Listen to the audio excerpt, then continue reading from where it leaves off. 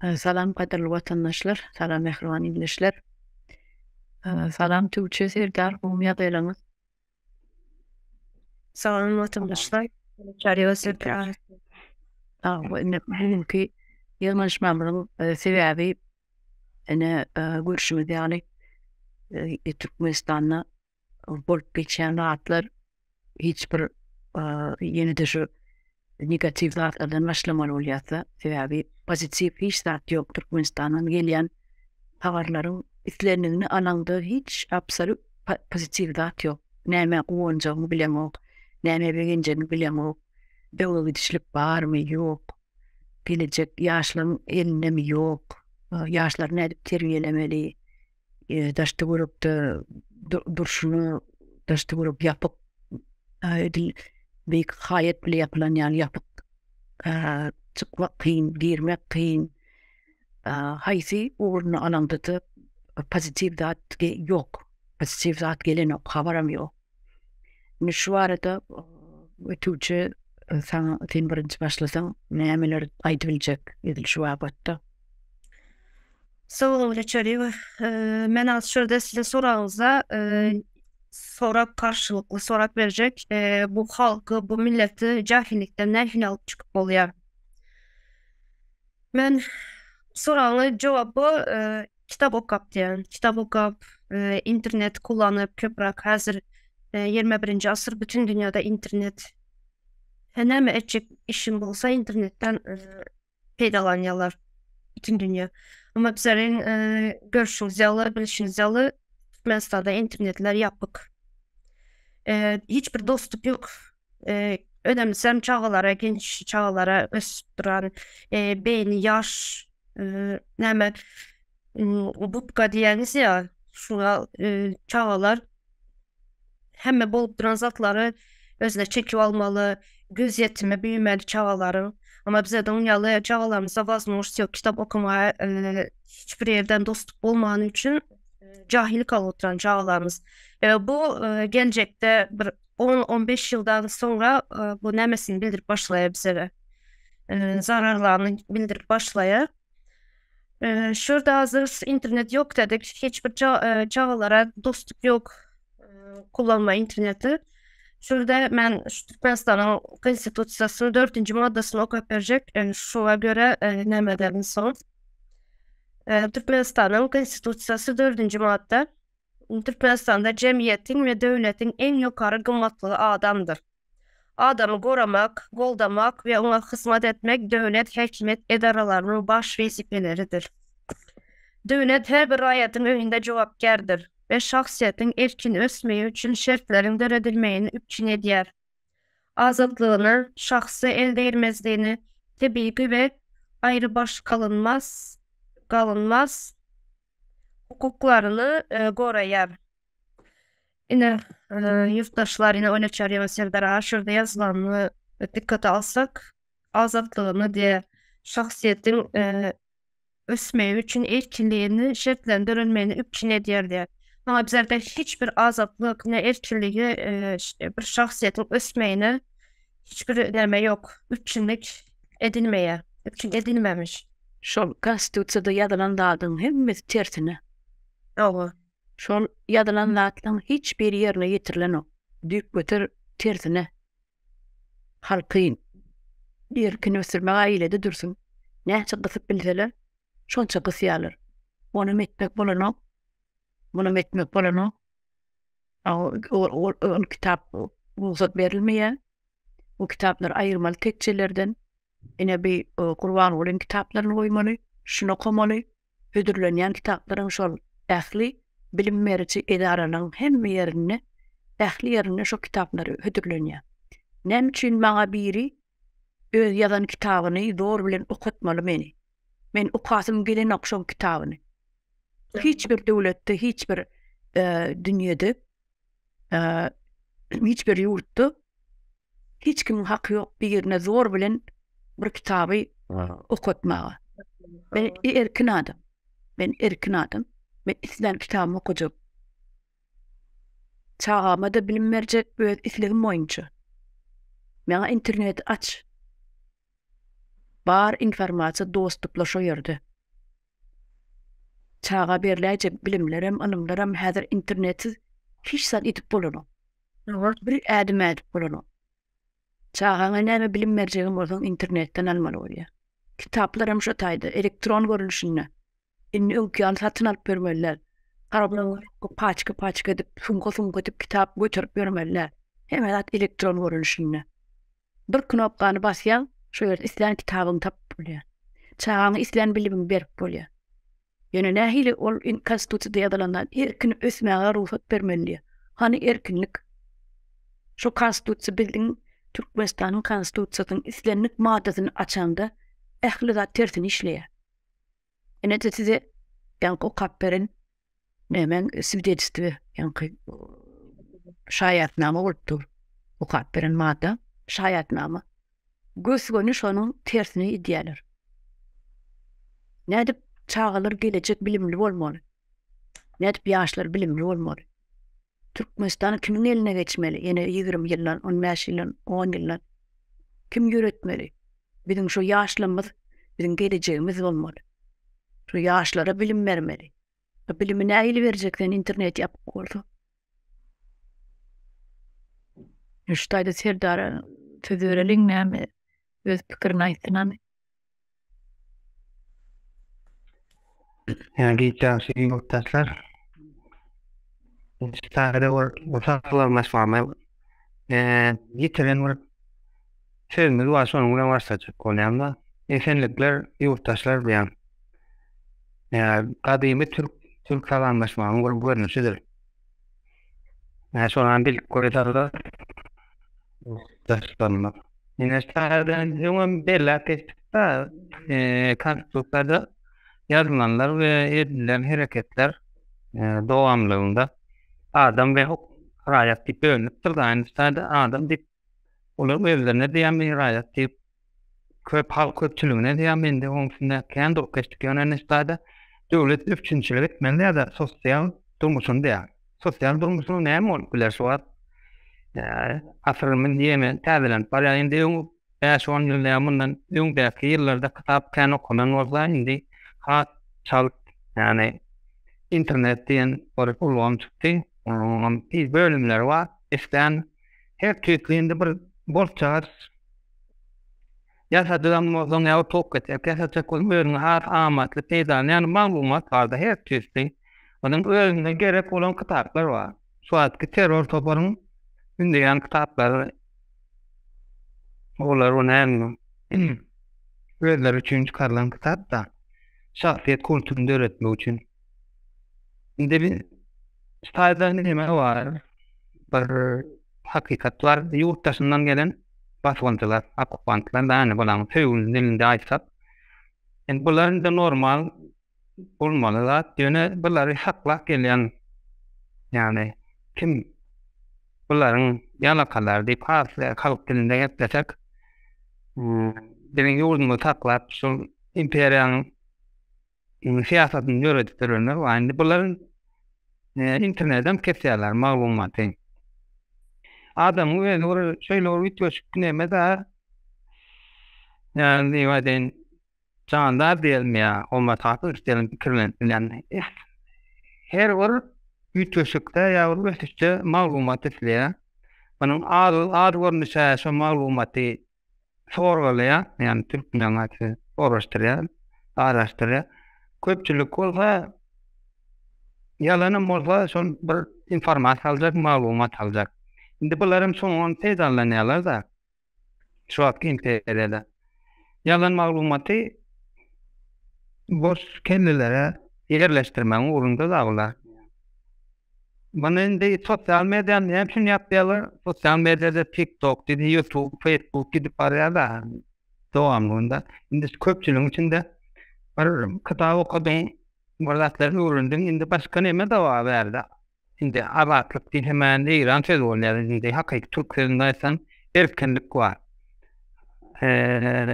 Milletler, halklar öyle erkenliğin uğrunda kimse sonra olur ya. Kimseyi görüşe yani her türlü formatında da görüşenler de onun indi görüşmek için näme gerek kitaplar gerek maglumat doğru olan doğru olan maglumat gerek. Bunam näde çapda ola oturan yerinde internet gerek olmada, internet bulunmay. Indi adam bir tereder, onun tereder bir erkinin uğrunda görüşüp bir näçe şöyle ýaşap bilen bopdy. Bulan terör topunun sosyal medyasında gary bilen ýurdumyz gary boýunça dünýäde dörnji elde diýär. Başga döwletler näme üçin kully ýaşaýar, näme üçin kukara ýaşaýar bir sorawlar, ýani soraw berip başlajaklar. Şey näme üçin we näme üçin nerede uzun tarih doğru olan tarih aktarılacak, öğrenilecek. Indi şu bir başatılık ise çözülüp başladı. İyi de devamlı gelmeli bu ne da? Maglumat kendi internette. Ben daşa devlette Türkiye'de halkın sesini kasam goy seyretmeyene mümkünçülük olacaklar. Sonra Cumhurbaşkanı'nın basını çözülmetin halk köpçülüğünde hepsi internette büyük her diyen ya kesiyorlar da büyük başan diyen. Ya bunlar bilya yine sinet görün imoda özlerine gerek olan trolları tayin edip yanıdırlar. Ne yazıyorlar. Mahtumul deyiptir, hadiste deyiptir. Onun sadende bulan gör nemeti var. Yazanda 46 sediyalar köpnünç. En anlatan var adayda sen duyguň birinji ýüze çykarýar. Ýygynyň ýalan 60-70% ýalan göýler bolin. Dowamında anany wagtlar. Indi sonradan ýuwaşadan öwreşdirýärler. 46 soňraýatyn 45 50 we soňraýat ýuwaş. Adamlaryň ýani maglumat gerek bolýar diýär-de. Duyguň üçin ýalan maglumaty ben nasalyalarda halkım. Sebebine mi bunların Sevdara? Düşünmedim. Halkın bu yazgılara inanmanın sebebi ne mi? İnanya dediniz halk. Halk doğru malumatı bilen o internet yapar. Doğru düzgün hiç kitap yok. Neferede hayır devrinde bize kitap kolin neme. Erman bir kitap var ata olsun. Hindistada sol adam hayır devri yaptır da şimdi neme değil sonra ruhsat verilen mümkünçülüğünü yaptır onun atın yap bilmez. Hindistada hava. Sayda dağlarını kaldırtırlar, o bolun zatları ilerlerine ortalar geliptir, buluttur, onun bir normal ortadan gelmeyin, basıvalcımıdan mı var da? Son azıcık boşlukları ya da komünistleri başlıyor. Hindistan'da hiç bir malumat yok sonuç için anlar yönü. Seherçe sol adam bir bildirse imperyanı kim getirdi, kim üstüden geldi. Yani yerli tağlıların içinde bırakı ne diyorlar ben onun efsanesinde yazıp geçiptir da şu taze şimdi okuyan adam terman okuyan adam bir azıcık düşünürse yarınca aydıp beriktir imperyan kim saklayanlığı nedir getirilendiğini yerli tağlıların kömeğiyle duruyanlığı var burada da bir galın kitap olun seherse toplanda paler informasyon diye ve sorulduğum terör toparının tezinde düşündüğüm paler informasyon bir list var şurada. Şunu görebilmeli. Mesela ingo kitapların çok kitaplar olsa başka hiç inleme yok da. Malumat yok. Malumat yok. Yani televizyon arada. Muhammed geldi. Daha var adam kaçın. Şolarım 91 yılda çekilen dokumentarlı film oluyor. Yani şolarım ben aydı bilmendir. Yani öyle şolardan görüp yetişmenden. Yani her bir sözünü çünkü yaptırmalı. Anlatana öğretmeni ne diyecek kuttur. Doğru malumat yok da. Öyle o son 4 yaşlardan İstoşlik diyelim. Türkmen dilimizden yaptı. Çıkarttı benden. Öğren tapmalı olayan da. Sadık onu dinlemeli, birazcık bunu dinlemeli. Hepsinin geçini fikir etmeli. Maglumat toplamalı olaya. Yurdun içinde olacak. Yani mene derlerde yurt dışında internet açıkta. Dengestek bolya, kıyaflaştırıp bolya. Gerek maglumatın tapıp bolya da. Bunların da internette kim saklavatı yeni yerliler. Abi Türkmen Euro Orsun berýänli hizmetkarlar diýip aýdanda. Indi bunların da käbesi bilen aýlaja üçin diýendir. Sagam salmatyn 5 milyon 10 milyon aýlyk alýan diýendir. Bir hadi yok oradan näme diýär? Karar geldi diýer. Men hiç taýip bilem. Doktor ýöne bir gün jogap bermeli bolar bu adamlar. Barındylyk bilen hem näme diýip aýdan. Son imperiýan haklap berýän yerli taýylar bardyr. Şolar birinji şolar jogap bermeli. Şolar bolmasa imperiýa ýaşap bilmeýändiriň ýurdun içinde. İnternetden ýap oturan şolar bowa. Konstitusiýanyň işlerine görä raýat diýip ýazdyryp oturanlar pakyrdyň. Hem raýat diýip ýazyp oturan şolar haslap berýär. Indi bular näme diýip bolar? Karşylyk, terör toparyň karşylygyna her türlü görnüşler bar da, biri işinden çykypdylar. Biri ýok meşan hetjekän diýipdiler. Biri bärik halkyň sesine maglumat beripdiler. Görnüş her kim bu işin içinde ardyran motor gorhandan etmeli. Yurdun azamı boljak gorhan. Indi bular jogap bermeli, olar internetde ýaşap oturýarlar, dogrymy? Şolar yerli taýylanmışdy. Indi bular bildi tarihte de adı kaljaktır buların. Kimler? Kızıl çocuklar bilen ýazamadan.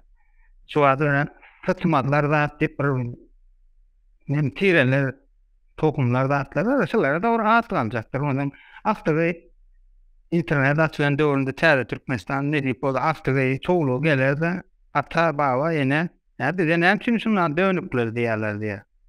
Sen näme etdiň diýer, hal näme ýurdun gaşetine gidip. Şu wagt näme jogap berip biler kawlar. Şoýa derler olar. Şurada özlerinin yazan şu konstitusiyanın 4. maddesi boyunca bunlar cevap vermek zorunda. Türklerin ayrışalı zorunda cevap vermek. Özleri yazan bolsa şu her devlet her bir raýatyň önünde cevap gerdir diyen bolsa bunlar cevap verecekler. Şurada hazır bizlere şu yurtun içine maglumat gitmeyen için adamlar maglumat alıp bilmeyen için internetlerin yapıp bolanı için bunların şahsiyetin erkin ösme için şertlerin döredilmeyen üçün ediyar da yazılan. Bunlar hiçbir üçün edilmediği için bunlar hesap verecekler. O yok man. Devlet içinde kim benim olsa olsun. Şu niyazdan başlayamayı ya. Anıraktan geleyamayı. Halkın söýäsmi, 30 väsmi, şu 1865. Krasnovod'a inenden bäri, şu ülkeden adamlarym bolsa şolardan hatat sormaly. Äsir döwletler edilip görä. Bunu halk isler. Halka-da ýok diýip bilmeli bir adalet isler. Çağalaryň şu çağalar näme edelim ýurtda diýär, hiç maglumat da ýok, ýene çykjak diýär. Adamlar yurtdan gaçsa kaýyl boldy. Öz ýurduny ene topragyny taşlamakdy. Bulan hemmetine günäkär şol yerli özüň döwlet işgäri diýip saklap duran adamlar. Ene de şu halkyň budjetini ýerlerinden resurslaryny, ýani halkyň puluny ýetirýärler. Şu hektar gowy. Hektary içeri gelenden duran ol. Jogap berýär ama raýynyň. Dowam eden olmaçar. Satyat bolşdy näme? Taňyrdan ene Türkmenistandan çykyp gelýärlerdi. Türkmenler, daşyrutlara ene Amerikada gelýänler bar. Onuň bulara gurul berýär boly. Aptan onu derman alıp Valerianka ýa-da Validolal oturup şu Valeriankasy dinläp bolany da derman atmaly bolýan sen. Aýdýan gurulmalarını dinlesen, sebäbi özümizi çykyp gaýdamyza epesli wagt bolurda. Onuň aýdylýan gurulmalar ondan mundan istilýär bolyn. Ol onanyp tanýaşdy ananýa oňa ýöne öz bir ýanky has tanıyan adamyň gelip gurul berse o başgaça bolýar. Aýdýanlardan onanyp bolany. Onuň biz oturup bärde pikir edýärsen hem üçin han sizin ýaşlary esasana ýaş ulraklara watany şol watana bolan bir ýürekden süýgüsi bar da ýöne ýaşlarda şu ýok. Bunu şu toru berýän özüňe han sizin watan süýgüňiz bolmamy? Han sizin ýüregiňiz watany urup bolmy? Diýip soraw berýän oýun ol ýüregi watany urur ýaly etmändirler. Aýdylyp berilýän gurulmalar dinleýän goýun şo taýdan ýaşlar çykyp gaçlarady, aýagy kuguşly çykyp gaçlarady. Ýegini ýalaňa çuwurun eşikli bolsun çykyp gaçlarady. Şo derejä ýitiripdirler milleti. Onu ol konstitusiýa ýazylan hiç birem ýerine ýetirilen o. Konstitusiýa düzedişi geçirýän onu ýerdiýär maddeler üýtgedýär. Ol şol özüne gerek zaty udaltyp süýndirip boşup gidip oturlar. Özüne nähili udobly bolsa şolary ýaýdyp konstitusiýany süýşdirýärler. Izlenlik diktator döwletde edilýän naçar. Asyl Amerikada üýtgemediler konstitusiýa. Han üýtgedip görsün millet näder. Han şu Biden bir 3 ýyldan 4 ýyldan prezidentlik saýlawlar geçirilýän men şonu 6 ýyl etjek diýsin. Näder millet şonu tokum tiýjele nämedir? Ýöne bizim türkmenläme onu bir günne bolanyk degradasiýa bir günne bolmadyk. Halkyman kurtlaşdyrylan bir günne bolmadyk bu zatlar. Zatlaryň damja bolup şu ýyly giderli 30 ýylyň dowamyny 30 ýylyň kan ana sultan kekili wagt döwrüne ahir aýdyp ýazyp geçipdir hemme zatlary goşgularyna ýazyp geçipdir. Onu şu wagtlarym edil türmäde kıbilmese de türbäň içinde ölür ýaly şu dälhanaň içinde ölür ýaly edipdirler. Türmeden beter orası. Edil şu wagt Saakashvili näme diýerler? El şondan derman berip daýalap ýuwaşlyk bilen ölür ýaly edýärler. Atrawlyn edip ganyna geçip şey edip iýmitine goşýan ekenler. Ene şol ýaly edip öldürdiler. Şu pahyram anasatan kekili bany. Ene goşgularyň hemmesini aýdyp geçipdir. Hökümete garşy şol edilýän natlaryň şu döwletde korrupsiýa bar eken. Şonu aýdyp geçipdir. Konstitusiýa hiç bir edilýän natlaryň gawat gelmeýän aýdyp geçipdir. Ýazylýar, üstüne ýazýar, Kreml ýazýar, o taýdan şonu tutmaly habar gelýär. Senin aýdan ýanky jalyma ýazan jalyma. Nära diýçilik. Şonun üstüne şonun sebäpkarlaryny dernemen ýazan adamyň özüni dälhana sokturýarlar. Döwlette de bolupdyr. Ýöne biz bu mankurtluk bir günne bolmadyk da. Ýyllaň dowamyna bolup gelýär. Onuň halky agdyny açman ýaly. Halk ştatlary adalaty talap etmedi ýaly edipdirler. Onam ýuwaşlyk bilen damja şey edipdirler. Inni şo taýdan çykyp gaýdan halk, ömrä gelen halk o gözi ýetirýän, okuýa, internet açyp izlenmek maglumatlary yeterli, o kabiliýet öwrenip bilýär. Özüni gelişdirip bilýär. internet bariyerine. Yönü Türkmenistan'a internet duruşunu yapıp näme için şu Berdi Muhammedow'laň tohumy iýdigderli dowamly höküm sürmeli. Menine şeýlerek görýän şu kartinany şu taýda geniş watandaşymyz goşuldy. Hani şu moda söz bereliň bilen öz pikirläsin. Yurttaşlar salam hemmede. Gizrek kalın. Başlarsın. Benim şular aydasın gelýär. Ya bir neme özünün bir toporu ýa-da bir adam özünün şalygyny sürdürjek bolsa, ýani ýurtda öz şalygyny, öz hökümrowanlygyny berkitjek bolsa, şoňa bir gerekli şertler barda. Şo şertleri hökmal etmeli ol adam, ýani bir adamlyk ýurt gurmak isleýän bolsa. Oňa bir ikinji şerti ýani halky jahil goýmaly, bilimsiz goýmaly. Hökman bu şertdir, ýani halk bilimsiz bolsa, sorat bilmese, ýani hakykatlar görüp bilmese ol güýçli bolýandyr. Soňra ýalan habarlaram uydurup çykaran, onuň istenip bir çykaran ýalan habaryna da adamlar ýani bilgisiz bolan soň hiç ýerden informasiýa, maglumat alyp bilmeýänligi üçin ýalan habarlaryň ýalandygyny eleşdirip bilmeýärler, ýani barlap bilmeýärler. Bu zatlara mine inne halk on soň näme üçin ýurdun daşyna çykýar, türkmenine de gowy ýetişen oglan gyýlarymyz, adamlarymyz gatykän bilimliler hem ödem bizim türkmen milletimiz wadyr, genetikamiz gat güýçli. Çaltalýar hemme tarapdan, haýsy tarapynda haýsy bir iş başyna düşdi, derrol şo işden baş alyp çykýar. Gaty zehinli adamlarymyz bar ýöne. Bulara şo jemgyýetiň içinde ýani bir açylan soň 100 adamdan ýa 100 adamdan bir açylan soň şo jemgyýetiň içine syganok. Sığman üçin ýurdun daşyna çykýar. Hem içinde ýurtda da berkeme diýali, ýani bir mülk diýäsene mülk ýok, biz türkmenlerde mülk ýok. Bu bilen ýeketäk bir mülkimiz bar.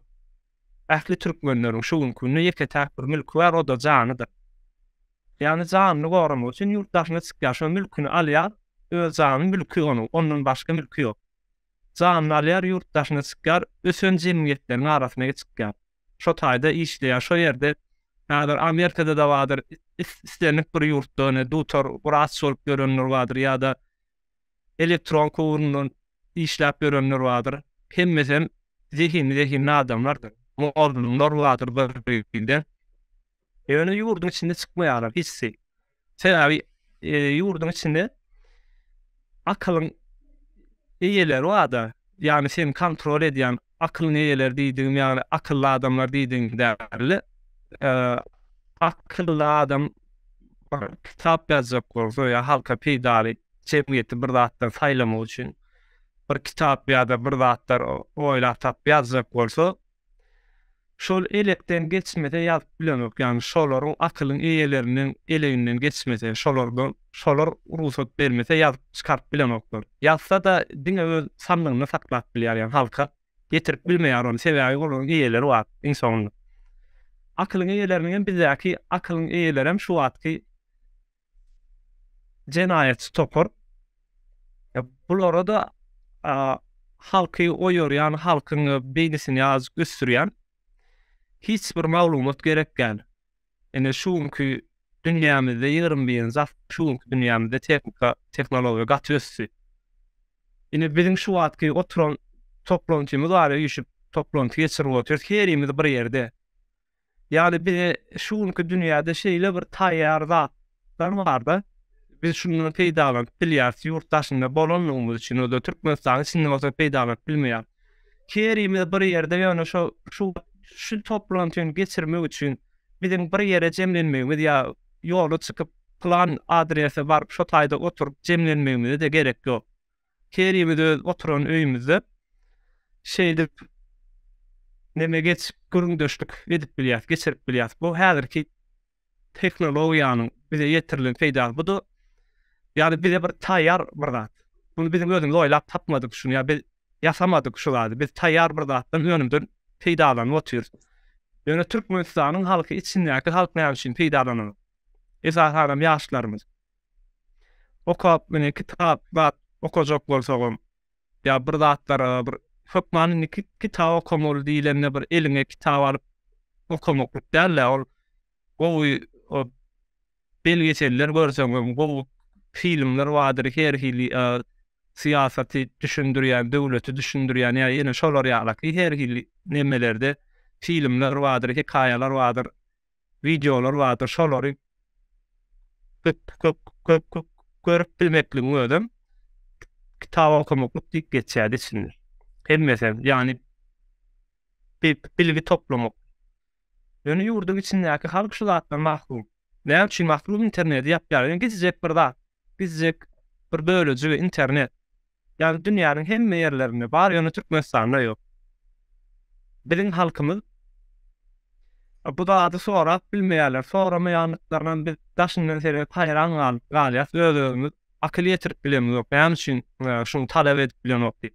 İlki talap edip bilmekligiň üçin sen deňeşdirmäne bir zat bolmaly elinde. Biz ýurdun daşyna çykamyz soň iki ýagdaýy görüp bildik, ýani daşky dünýäni gördük, biram öňüm içki dünýäde ýaşadyk, içki türkmeniň öz dünýäsinde ýaşadyk. Daşky dünýä çykanymyzdan soňra başga halklar, başga adamlar nämeler etýändigini, nämeler ellerine nähillik mümkinçilikleriň barlygyny görüp deňeşdirip bilendigimiz üçin biz çalt näme geçdik, ýani şu hadisya geçdik. Akyl ýetirip bildik. Edilýän ýalňyşlary, hakykatları çalt görüp başladyk. Bu da şu häzirki zamanyň ösen internetiniň akli elektronikaның hem yetilen zatlaryň nebesinde peýdasyna boldy. Biz şulardan peýdalanıp bilýär. Ýani asany zadym ýöne beýnansak da ýurt daşyna çykan adamlaryň türkmenleriň hemmesi bu zatdan peýdalanıp bilen oklar. Ýogsa her kimiň eline bu telefonun vardır, her kime internet el ýeterlidir. Yani ýurdun içindäki özüniň ýakynlaryna hökmen bütün halka eşitdirmekden ýakynlaryna iň bolmanyny şu zatlary düşündirip, deňeşdirip, aýdyp berip bilmekleri gerek. Eger her kim şeýdi aýdyp berip dursa, ýani içindäki adamlar açyljak ýa ýurdun 60 götörüm daşynda diýersen. 60 götörüm içindäki 40 götörümni üýtgetmek saat ýary däl. Köp bölüp çykan, ýaryndan köp bölüp 60 götörüm çykan ýurtdaşyna görüp bilseler. Her kim öz maşgalaty bilen maşgalatyny nisen, ha? Her kim hiç olmaýan öz tanış bilişinden daşdy bolmagyna maşgalatyndan ýenesinden. Şondan maşgalaty şolum gatly bir peýda etdirir diýip pikir edýän. İnternetten indir ýa internetden indir sen kargodan kila çekip ýa ay şu alan 3 tane kitabım var, 3 tane kitabın tek akitmeli kargo, şunun 5 kileden adıvaz, alt giden o kargo üstünde yine boş alayın, onun alayın, doldurayın, ondan sonra uğradayın, ipat itirip durmak gerek ya. 5 minutun içinde internetten PDF görünüşünde istenip bir kitabı indirip alayan, ya da anlarda akıllardan sonra yani näme kitap okumak isteyen, näme urundan bilmek isteyen. Şolardan isteyenlerin PDF'den indirip alayan, internetin üstünden yine de imam üstünden barlak gördüm onu. Hem geçirip bilmedim. Skype programını söyleyip daha dedi uğradıp bildim şu kitapları. Arkayın sen 104 kitap uğradıp bilýändi ýurdun içinde 104 kitap bir günün dowamında öýüňde bir ulu bir neme baýalyk ýagdaýa hemet getirip bilýär. Häzir ýaly bakana ýok, kitap Yok, bakana yok. Yani hava men kitapxana gitmeli ya da Türkmenistan'a kitap yok ya araştırmalı ya da bir kitapxana barayın gidip satın alayın göreyim sonra şu kitap varmış kitap yok mu deyip soramam gerek. Yani sen oturan yerinde gözleyen kitabın adını yazıyan ya da aklına gelen bir sözü yazıp şu hakkında kitap sorayan şonu mengeş bir zatlar çıkarıp veriyor sana. Mesela siyaset tarafından ya da iqtisadiyet tarapyndan bir zatlar bilmek isleýän bolsam şol sözüň özüni ýazsaňam şoňa meňdeş şoňa degişli kitaplar taňa çykaryp berýär. İçinden saýlap alarsın, uğra dursun ýurdu, ýani çağalar uğra dursun ýa-da ýoldaşlaryňa, deňdoşlaryňa zat edersin. Şeýdip biz ýani ýerli ýerden bunu bu wagtky şu rejimden garaşmalar ýani bular edip berer, bularyň etmejekli görünüp dursa ýa bularyň var olmagynyň şerti şol. Yani kitap okumalar, yurt, halk bilgiden mahrum bolmaly, bilgiden yani bilgi bilse halk goýanýar, halk goýansa bularyň ýalany ortağa çykýar, ýalan ortağa çykan soň bulary dinlejek adam ýok. Her bir edeni işine sonra sorajaklar. Bunyň ýalan. Ödem halk azrak saklamaly, kitapla iş olmadı yani. Şu bir çörek, bir de çörek gözläp ýörýär etmeli. Maksat şol. Rejim Ye- maksat şol. Sen berden de şu cahillikten çıkmanın anahtarı kitap okumak diýen. Doğru mu düşünüşüm boýunça? Kitap okumak neme de doğru manada aýdan mesela hakikatlary öwrenmeli bir yerden maglumat almaly, umuma zahilden çykmak üçin maglumat gerek sana. Maglumatyň bir zady ýalandygyny bilmek üçin şo zadyň nämedigini bilmeli. Bir ýerden maglumat aljak diýip. Kitapdan am alyp bilersiňiz, desem internetiň bar bolsa videolaryny sülen görüp bilersiňiz. Neme videolar çykdy 1930-njy Desen. ýyllardaky Hı. açlyklar hakynda Doğru. videolar çykdy bir giden. Bize bu neçe näme diýip öwretdiler tarihde, ýani Türkmenistan bilen Orset dogan, Orslar bilen Ors doganlarmy. Ýani türkmenler Ors geçipmişler. Orslaryn ýakyny ara gatnaşyklar. Emma şonu internete gir, ýani görýän oýun Orslaryň getiren ýa açlygyny, gyrgynçylygyny görgänden soň sen şolar ýaly derejedäki bir adama kardeşin diýip bilersiňmi? Doganım diýip bilersiňmi? Şo derejede halky gyran açoýan özlerim näme diýerler? Kim iýjek zatlary çöpläp alýarlar ellerini. Ýer ýaly bir çörek baram bolsa ýygnap alýarlar, ýörüýte açlyga goýýarlar. Stalinin buyruğu bile edilýän zat. Ýani halk aç bolmaly. Ayağa galmanlar. Men gaty erwet ýagdaýa düşdüm şo demeleri gör, videolary gör, hatam bir hir. Hakyky zatlar görkezilýär. Ne şolar ýazahillikden çykjak bolsaň ýani hakikaty bilmeýän hukman şertde sen hakikaty bilmesen çykyp bilmeýän. Tarif Bolmasa bilen ýalan gallar ýörürler. tarif bilen yüzleşmeni, hakikati bilmek için. Hukman. Bizde tarih muallymy näme diýýärdi? Marda diýär, ahalla Göktepe galasyny gyrgynçylyk bolly ýöne marlar, mar tekeleri şu gyrgynçylygy etmejek bolup orta meýletin boyun bolly diýip öwretdiler tarih. Halalan marlar urşuň daşyndan mısın? Mar tekeler urşuň daşyny nekel. Urşu hiç girmändirler eken. Oysa orada hakikatda orada nähili ahal mar tekeleri ikiden bir teke, ikiden bir ýerde görüşen insanyny gan döküşlik bilen şol türkmeniň insanlygy öýü bolan Göktepe galasy. Şonu ýykyp ýumurýarlar, edip şu wagtky nemedäki bolup duran, Ukrainadaky bolup duran ýagdaý. Ýaşaýjylaryň jaýlaryny ýypýandyr wagtlar. Ýene de şu ýagdaý, ýani 1981-däki öý ýykyşlary ýaly häzir şonu gaýtalýarlar. Ýene de öý ýypýanlar. Ýöne bu gezekki garşydaşlar hat güýçli boldy. Kimem şuňky dünýämizde internetiň ýetiren peýdasy bilen maglumatlar hat çalt ýaýratdy, olaryň eden weýrançylyklar orta çykdy. Indi özleri ýykylışa tarap gidip barýar. Tersine Düşman. edip emma Öý öý ýykmak bularyň adat ekeni. yıkma näme üçin edilýär? Şu adamyň öýüni ýykanyna duğuny ýykýar. Duğuny ýykmak üçin emmelen öýüni ýykýarlar. Ene şolaň taktikasy şo ýani. Adat bolup galypdyr bularyň. Öýdem ýykar ýoňran ýerlerinden hiç düzeltmeýärler. Ne Türkmenistany ýoňardylar, şondan bäri gitdigiçe çöküşe gidenler, gitdigiçe gargaçylyk edýänler. Süsünde. Häzir emne görýäs ýurt ýyllan ýyla çökýändir. Şu wagt kış Türkmenistanlar dillerini halk içindäki halkam dillerini biz gazda 4-nji ýer diýär. Ýöne odun ýakýar. Akla gelýär zat dersin gazda 4-nji ýer diýärsiň. Öýüňde de odun ýakýarsyň. Bu nähileki bolýar. Sen sonra döremeler. Näme üçin men öýümde odun ýakmanymda men gazda 4-nji ýer. Ýani biziň ýeriň aşağı duruşuna gaz bolup ýatyr.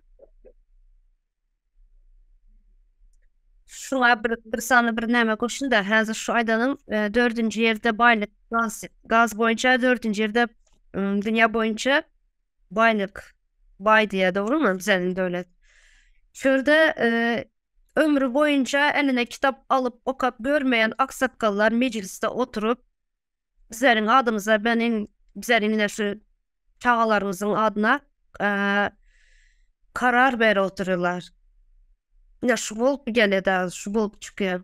Hiç eline kitap alıp okamayan cahiller oturup bizlerin adımıza karar alıp otururlar.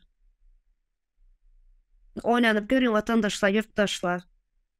Çağlarımızın bizlerin adımızdan hiç kitap okamayanlar mugallimler hem geriye şuların içine özü o mugallimçilik biliminden başka eline kitap alıp okap görmeyen mugallimler bizlerin adımıza benim çağlarıma bilim beriyeler. Her bir çağda olan vakti yeni bulup doğuyor. Onu keşfetmek gerek. O bayırlarında mesela o bayırlarında sadece okula gidip geriyeler ve yat tutuyorlar. O çağlar. Verilen sapakları yat tutuyorlar. Bu yat tutmak hiç nekili bilim almak, hiçbir nemeye girmeye bu bilim almaya. Yat tutmak. Şunun için senin az aydışına deme geldi de şu denk geldi. 4. yerde baylık diye ama önünde odun yakıyorlar. Kitap okumayan Yine de adamlar gelip benim adıma karar ver oturdular orada. sağa diyen dedem ne merad yattığında bu uladine biz Türkmenlerde demok dedi de değildir belki başka yurtlarda da köpüsünü şeyledir yani özünü geliştirmedik yurtlarda sağlık nemesi yoktur. Düşüncesi yok yani sağa neme keşfetmeli sağa diyenler yine mesela bir surat çeker suratı ervet surat çeker sen şu suratı ervet dimelerle yani o bir adamı çeken suratı onu çeken surat şu bu çekmendir.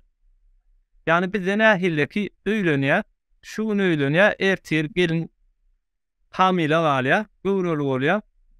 O kudaýdan soň çağa dogurýar, çağany iýdirýär, çyrýar, giyindirýär. Mektep wagty, mektebe gitýär, gelende gelýär, bolýar. Yani çağany hiç keşf edilmeýär.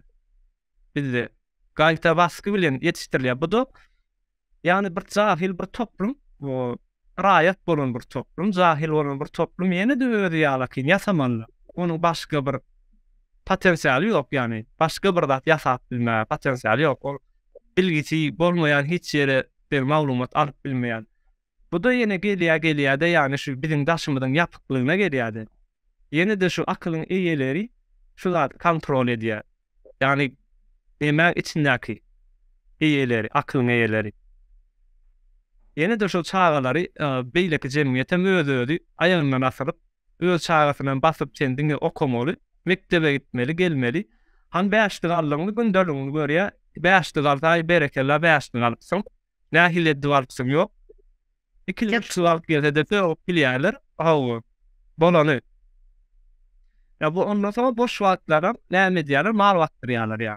O ýerlerine çağalar durşmy şeýle mal wagt ýandyrlar. Boş gezmedi, boş gezi, terbiyesiz bolýar diýip mala poýýarlar. Malyň ýdynlak gedýän çağlar hatem terbiýe, o taýda çilim çekip ýene de ýani kontrol ýok bu ýerde hatem meter. Vatandaşlar şeýle siz darin malry tireken size görünýär. Yazar. Amerikan atlatakar Hindistan'da yani Göktepe uçağında ses atıldı da. Orada ahallar Bursa'nda marlar gelmendirdi ya. Şimdi şimdi bir dağlar köze vardı. Solum aydık kestiği var. Ne dedik? Emine. Tıkma her dağ dövünü konuşturduk. Yani yarım dahil halkın almalı da mı? Marlı sebepler olmalı ya. Stada İhada gerekli maglumat dadır. Kim getirdi soğları ahala? İmperiyan kim getirdi? Kim halkı galağın içine kavamana Allah dedin de sonra halkın içine galağın içine kavalı. Onun Kavkaz'da borçlar yani imperiya gala kavap mep adamların ayarlarını kıyılarını öldürürken vati. Yani sotaylar. Kim ana sotayın ýygnaýarlarda kim şonu gawatmana mümkinçilik berdi?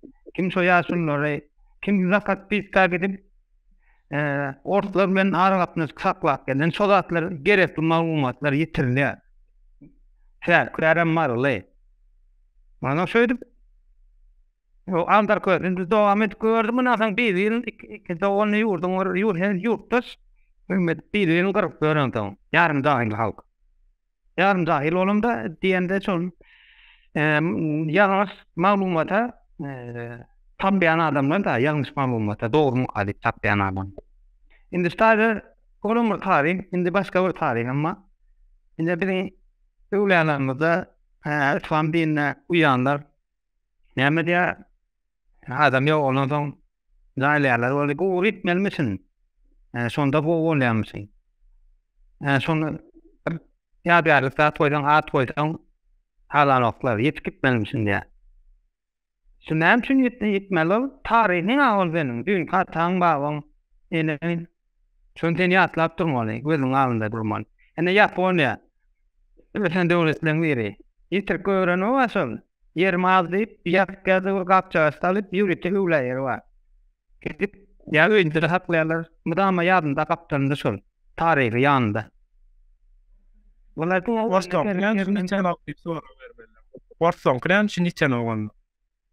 Bana ene täredin stadende yani sonra verecek olan cevabı neyden verilemeli? Yeni ailen olup hava yok. Siz Yeni internet yapıkta. doğru anlamadınız. Nereden aldınız şunaydı? Ne sorak? Yeni internetten aldım yine. Sağ olsun dostları yarılı zor olur. Uzakluğundan işlep yokan kulaklık takkan 7-8 saatlik sağ ben dinler yani. Akşam gelende şuna kağıda yazılan kitapları ya PDF'de kitapları okuyup bilen ve bölümden işten boşan. Odan maglumatları şeyle hatarlar koyan hayt kitapta näme öğrendin hayt doğrular geçti yani yeme çıkarına son seyret gören. Odan Göktepe'nin sebebi odan öyle çıkıp durun. Şu maglumat, şu adam şu internet, şu yani näme üçin diýen soragyň jogaby nerden çıkýar şonu başyny maglumat açyk bolsa internet açyk bolsa ýa-da dowam edýär da. Näme üçin biz sömürülmeli, näme üçin biz ekana bolmaly diýip başlaýan. Olam ine sen edip görün. Mollaklar moda rasta ya TikTok'ta näme diýendir. Bir halkdan bir adam yeni o adama kömek edýär. Maýwa ya pul berýär ya öýüne TikTok'a düşürüp doğanına kömek edýär. Näçe maglumat çıkara sanda ya kameradan seyret görün tesirle näme diýip berýär. Temawatjak bolan aýtman diýmän etmeli suratda düşürmän diýär. Ol gowy diýär. Indi bu näme üçin şonu söýdýär? Indi bir ýagşylyk etseň ýokjagan zatda we görüldi bolýar. Ondan böyle adamlarym meňe mazyp pulma meňe ýagdaýma ýa goň şemeken ýa o da şemeken diýene kömek edip başlaýar. Yani halyny ana wagt tutup durýar. Bu şekereket näme gelip çykýar bundan pikirlenmäni öwrenýär. Pikirlenmäni. Güç emeli, güç. Özüniň jogap berçiligini duýup başlaýar bir zada. O menka, yurt menka diýär. Näçin men ortun berenden bayrağının altında durmaly. Yani näçin bu soda Sokrat durmaly. Näçin men oguwanmaly Yekaterina Kret Alaska'da bir bu soda diýip näçin men oguwanmaly. Yurt menka. Şu internet şoň üçin ýatýarlar. Dogry maglumatlar anpolýar, heljer polýar. Ol ortlaryň Orta İmperiýasynyň biriň terror toplaryň propagandasyna hiç ýeri hep bir diňläp urasyň ýüregiň ulan başlaýan oka. Şulardan var. Vatandaşlar uzağa çekmedin ýem 50 minutlaryk gepleşip dowam edip dur. Bunu ýene de dowam edeliň sen gepleşip gyzykly boldy. Meň pikirimçe bunu dowam edeliň. Öyle çağırıyor meşhur bir näme yüzlenme sözdeki Türk'teki en atalara yüzlenecek de çağlarınız cahil kalıyor. Şu mesela yazı işleyenler şu ayallar, zenonlar işleyen yerlerinde çağları görýändirler öýlerde kitaplar var, bir sürü kitaplar okuyalar çağaları. Şu çağaları bile, şu kitapları okap ulalmayan çağalardan siz gelecekte hissat garaşma. Şunu aytmak istedim. Şunun için interneti açtırmaya hükümete baskı yapmalı diye düşünüyorum. Açsın interneti. Bizlerin çağalarımız tamam internet diyen vaktin imo açık ya diyorlar. İmo'da görüş biliyaz çağlarımızı o İmo'nun açıklığı o internetin açıklığı değil. İnternet açık vakti isteyen kitabını okap bilen vakti isteyen informasiyon alıp bilsen o internetin açıklığı bol ya. YouTube, Google'a girip bilsen o internetin açıklığı bol ya. Şunun için enetalara izleyen interneti açmasını talep edin hükümetten. Çağlarımız için cahil kalmaması için.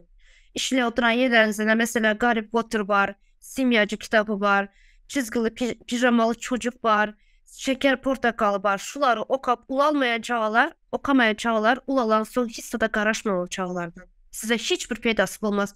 Ularım sizin yalı gelip şurada hizmet edecek birinin kapısından. Türkçe gatı doğru benim koşulayan. Maksimum ne milyonlar bilen çağlanada bilim berip bilseniz. Şonca da şo bilim bermeyi dırçısın esasanam doğru Türkçe internet açtırmalı. Açmalı talep edin. İsteyen yerinizde talep edin. Elbette ama internet açtırmalı. Bize konstitusiyonda yazılan şu. Her bir rayatın canını atabray mertebesinin azatlığını şahsi eldirme devlet her bir rayatın önünde cevapkardır diye ve şahsiyetin erkin ösmeye için şertlerin döredilmeyini üçün ediyer diye. Bize hiçbir üçün edilmeye Türkmenistan içinde şahsiyetin ösmeye için çağlarımız cahillik anlatıyor. Okullarda hiçbir okulda bilim neme verilmeye. Evet. Onu ştayda tamamlayalım mı? Var öyle çağırıyor. Doğru. Devam. Böyle anne vatandaş verip dinlenmeniz için sağ olun. Yine de görüşürüz. Sağ olun sizin kardeşlerim. Ne sağ olun. Gelip katıklı veren grublarımız için. Ben de sağ olun.